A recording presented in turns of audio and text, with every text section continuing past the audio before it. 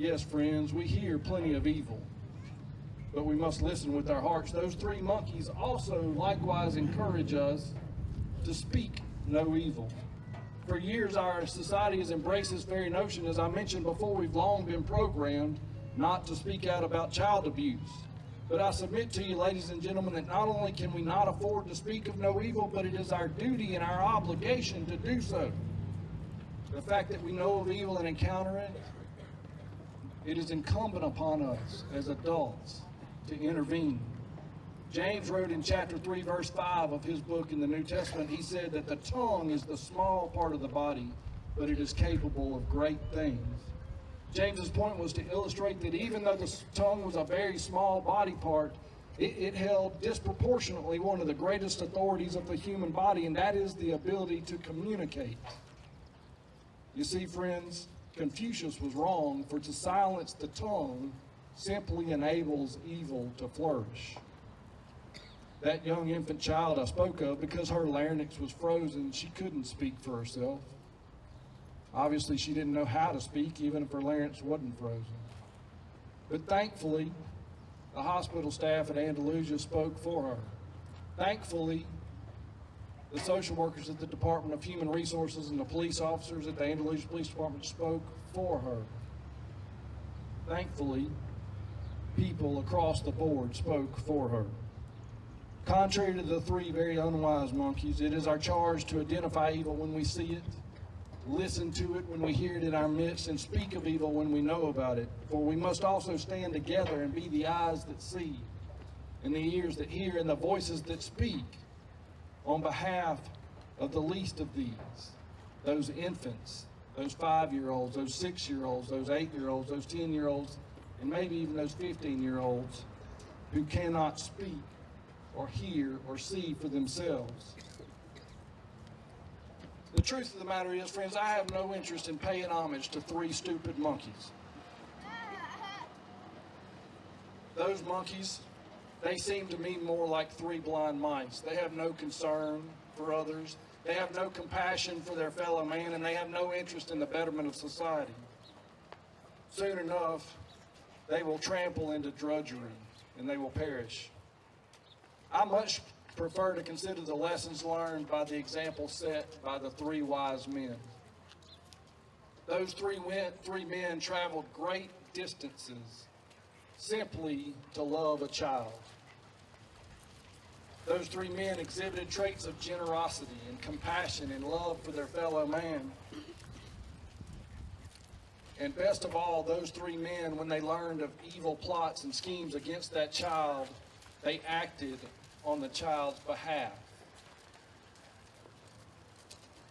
No, friends, I don't want to give any credence to the tomfoolery of three monkeys. Instead, I'd rather follow the example set by three wise men who emulate the greatest three of all, and that is the three of the Trinity.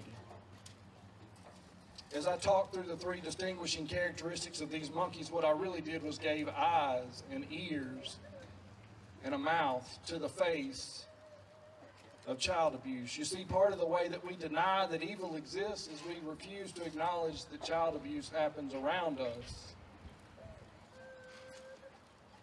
When we speak of child abuse, I often see people, their eyes kind of glaze over, and I can tell they're thinking to themselves, I don't know anybody who's ever been abused as a child. Well, the fact of the matter is, friends, that people don't come to work and brag about beating their children. The fact of the matter is, child abuse victims don't often share the horrific tragedy that they've suffered. But the fact of the matter is that there is somebody who is here today. In fact, I submit to you, there are many here today who have suffered child abuse. Child abuse is a very real thing. It is more than just names on paper. It is more than just words in a speech, and child abuse is certainly more than numbers in columns. So, my friends, you've noticed by now that these children have come up here. I invited them to do so. No, friends, these are not victims of child abuse, thank God. But they are the eyes and the ears and the voice of the children that we are called to protect. I wanted you to see the face of children. These are the children that Jesus declared that whatever we did unto them, we do unto him as well. So I ask you, friends, to stand at the ready, be ever vigilant, to speak and see and declare and hear when evil exists, and do it for them. God bless you all, and certainly God bless the least of these.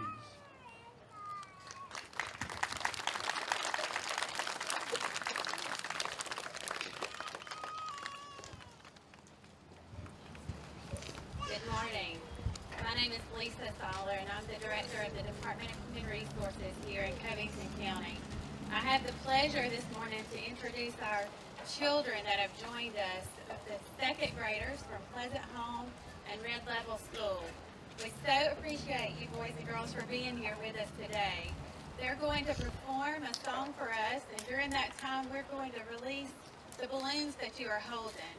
I wanted to take a minute to explain the significance of these balloons. It's become a tradition here in Covington County during our Blue Ribbon ceremony to do a balloon release for each child that has had a confirmed case of child abuse during the previous year. Today, out of those 112 reports that Walt mentioned, 160 children were determined to have been abused in our county. As we release these balloons, I want you to take a minute to say a prayer and to think about the children that we are here to serve, and to say a prayer of thanksgiving for them, that they were brave enough to share their stories.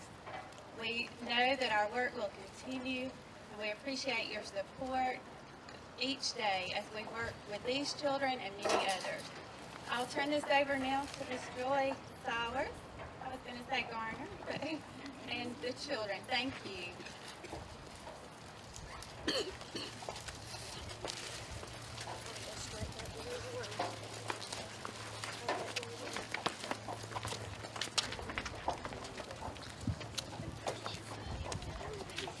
While the children are making their way back to their places, we want to say thank you for giving us the opportunity to be here this morning. And I also wanted to introduce Miranda Fowler. She is a senior at Pleasant Home, and she has agreed to sing with us this morning. We're glad to have her here.